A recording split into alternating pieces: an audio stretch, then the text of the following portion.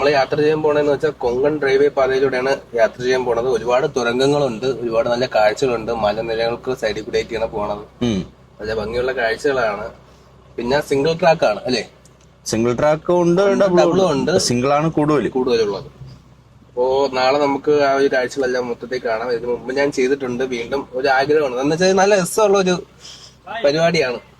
Railway നേരിട്ട് നടത്തിക്കൊണ്ടിരുന്നപ്പോ 24 മണിക്കൂർ എന്നൊക്കെ പറയുന്നതായിട്ട് അതായിരുന്നു. നേരത്തെ എത്തി, ഇപ്പൊ കൂടും. ഇനിയിപ്പോ എങ്ങനെയാണെന്ന് അറിയില്ല. ചേർത്ത് വെച്ചോട്ടെ. നിങ്ങൾക്ക്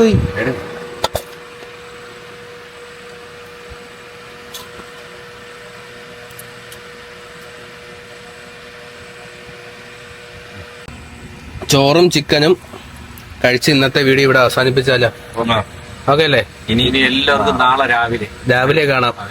നിങ്ങളും പോയി കഴിച്ചുകൊണ്ട് ഓക്കെ.